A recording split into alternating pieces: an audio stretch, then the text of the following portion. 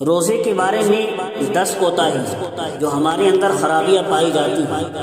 روزہ اسلام کا ایک بنیادی رکن ہے اور انسان کی ظاہری و باطنی، جسمانی و روحانی صحت و صفائی کے لیے لازمی اور ضروری چیز ہے، مگر اس محترم بے شان عبادت کے بارے میں بھی ہم بہت کاہلی اور سستی برتتے ہیں۔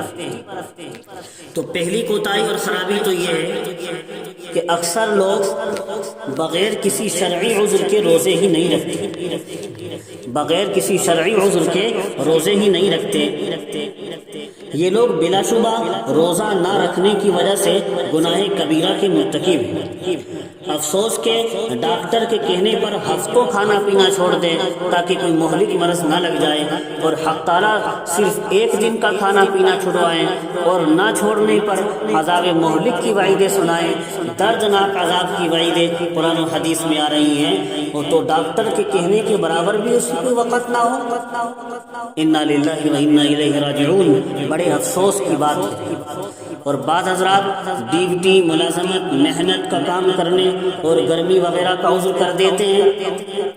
علماء نے لکھا ہے یہ بھی ناقابل اعتبار ہے، یہ اتنے معمولی عذر کا کوئی اعتبار نہیں۔ دوسری خرابی ہمارے اندر یہ پائی جاتی ہے، بعض لوگ اس سے بھی بدتر بدعقیدت ہیں کہ روزے ہی کی ضرورت میں ان کو کلام ہے، اور کہہ دیتے ہیں کہ روزے کا مقصد قوت بہیمیہ کو توڑنا ہے اور وہ ہمیں علم و تہذیب کے ذریعے حاصل ہو جاتا ہے، اس لیے روزے کی ضرورت ہمیں نہیں۔ ایسے لوگ روزے کی فرضیت کا انکار کرنے کی وجہ سے کفر کی حد میں داخل ہیں، گویا وہ روزے کی فرضیت کا انکار ہی کر رہے ہیں، نعوذ باللہ کافر ہو گئے۔ اللہ ہماری حفاظت فرمائے۔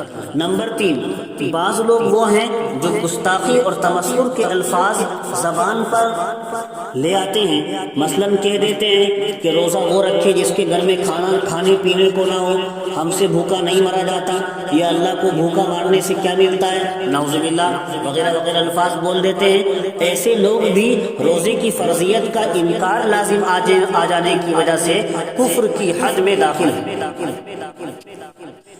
چوتھی خرابی ہمارے اندر یہ ہے، بعض لوگ روزے کو بلا عذر تو نہیں چھوڑتے مگر معتبر اور غیر معتبر عذر میں کوئی فرق نہیں کر پاتے، معمولی بہانے اور عذر میں روزہ توڑ دیتے ہیں یا شروع ہی سے چھوڑ دیتے ہیں، ذرا سی پیاس لگی یا کچھ سفر یا محنت مزدوری کا کام کرنا ہوا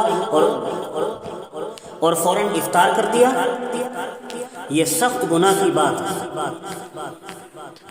ایسے لوگوں کو ان پر نظر کرنی چاہیے جو سخت سے سخت حالت میں بھی روزہ نہیں چھوڑتے۔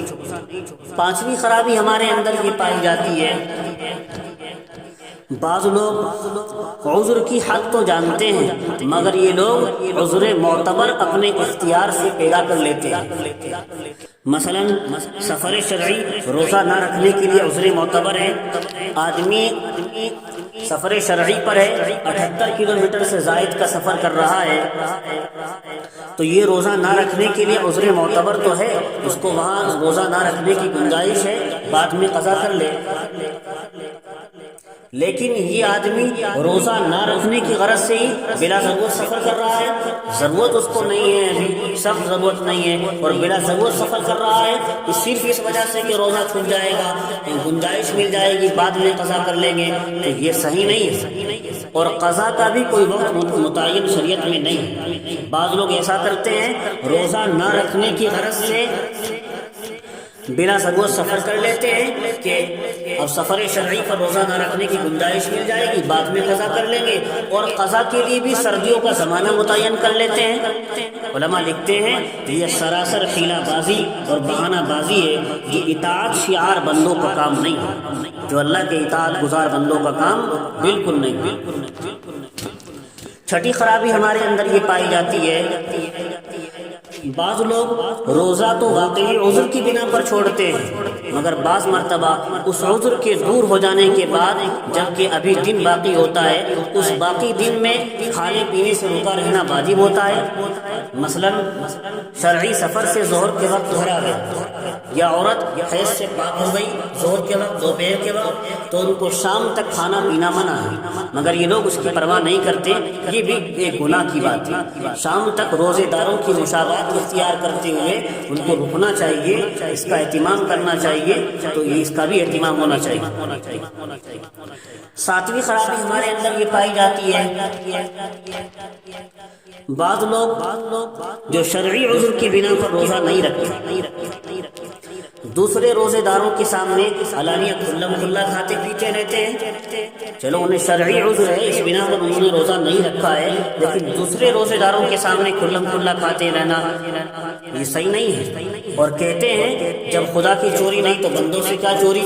یہ بھی بڑی بے شرمی اور سخت کوتاہی کی بات ہے۔ آٹھویں خرابی ہمارے اندر یہ پائی جاتی ہے، بعض لوگ خود تو روزہ رکھتے ہیں مگر اپنی اس نابالغ اولاد کو جن میں روزہ رکھنے کی قابلیت اور قوت ہوتی ہے روزے نہیں رکھواتے، حالانکہ اس وقت عادت ڈلوانے کی غرض سے انہیں روزہ رکھوا دینا چاہیے۔ اس طرح نماز کی تاکید واجب ہے، اور راز اس میں یہ ہے کہ کسی کام کا ایک دم پابند ہونا دشوار ہو جاتا ہے۔ اگر بالغ ہونے کے بعد سب احکام شروع کرے گا تو بوجھ محسوس ہوگا، اس لیے شریعت کی رحمت ہے کہ پہلے ہی سے آہستہ آہستہ سب اعمال کا خوگر بنانے کا قانون مقرر کیا ہے تاکہ بعد میں دشواری نہ ہو۔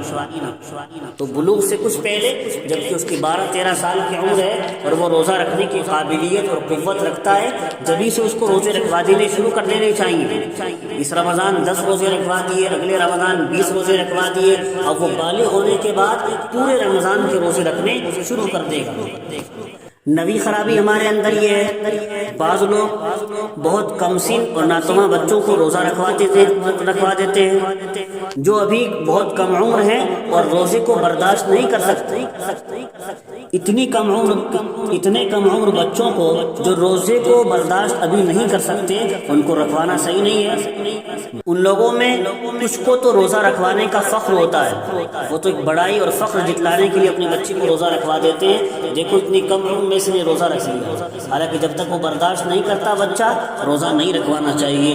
اور بعض کو روزہ کشائی میں حوصلہ نکالنے کا ارمان ہوتا ہے، روزہ کھلوا رہے ہیں، بچے کا حوصلہ کھلے گا، خوب دعوتیں کر رہے ہیں، فرماتے یہ بھی صحیح نہیں ہے۔ جب تک بچہ برداشت روزہ نہیں کر سکتا جب تک روزہ نہیں رکھوانا چاہیے۔